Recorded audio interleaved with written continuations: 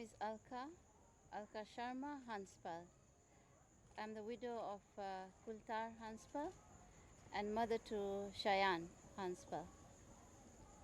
I'm here to ask for intervention in a situation that I'm in, particularly about a woman being victimized by another woman who now represents women of the entire nation.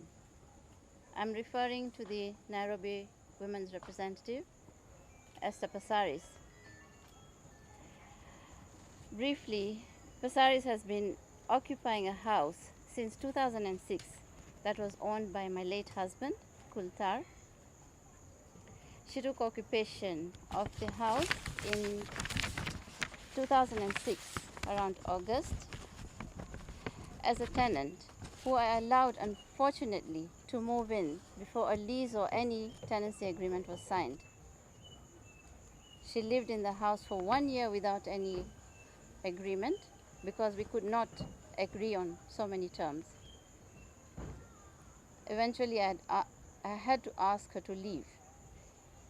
But instead, she went to my brother-in-law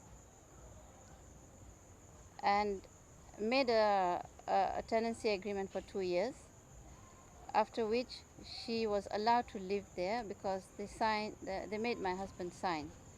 At that time, my husband was under disability. He had a stroke.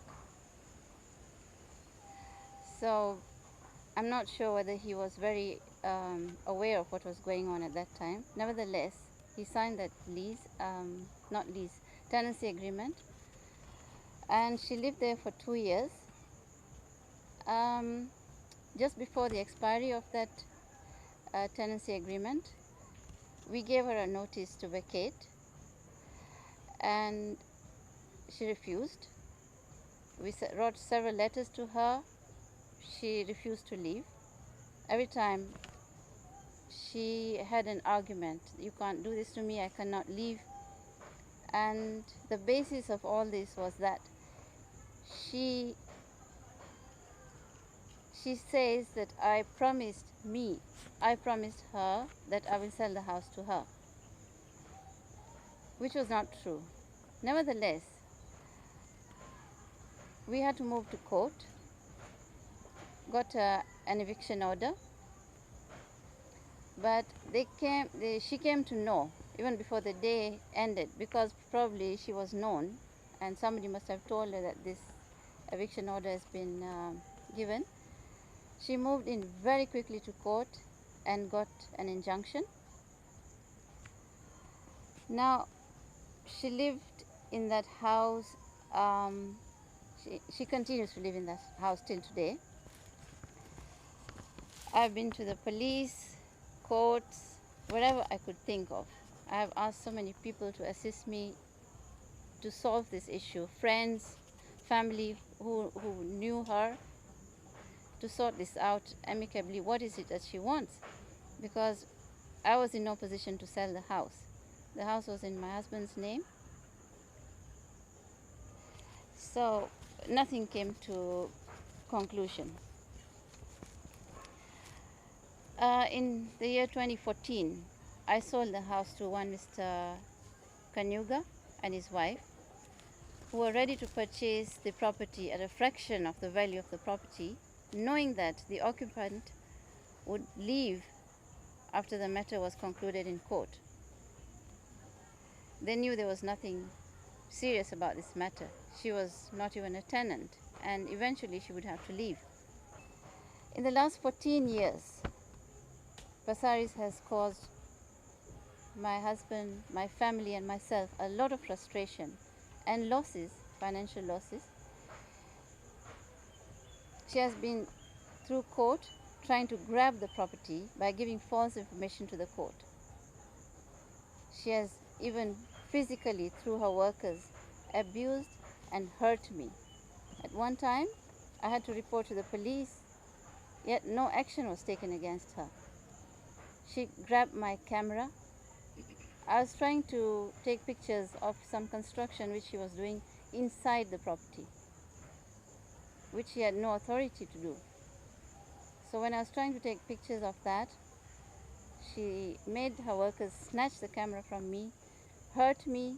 I fell down, and I had to report this to the police because it's my property. She didn't allow me to enter that house. For so many years, I had no clue what was going in there. It's only that I heard the sound of tools and construction going on that I had to peep and see what was going on. So when I realized this was happening, when I went to take pictures, this is what happened.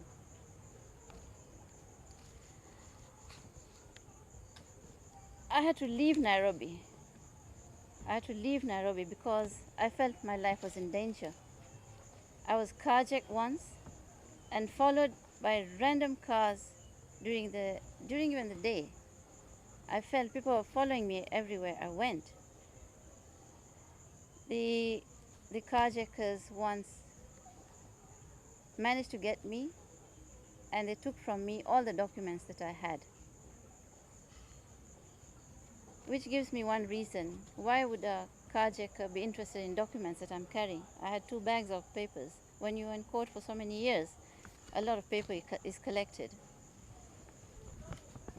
I'm calling upon the IG, the DCI, the CJ, Samaraga, DPP, or anyone who is in authority to try and get me justice, at least now. Because I also feel bad for Mr. Kanyuga, who has spent a lot of money. He is not able to access the house either. And I feel bad too.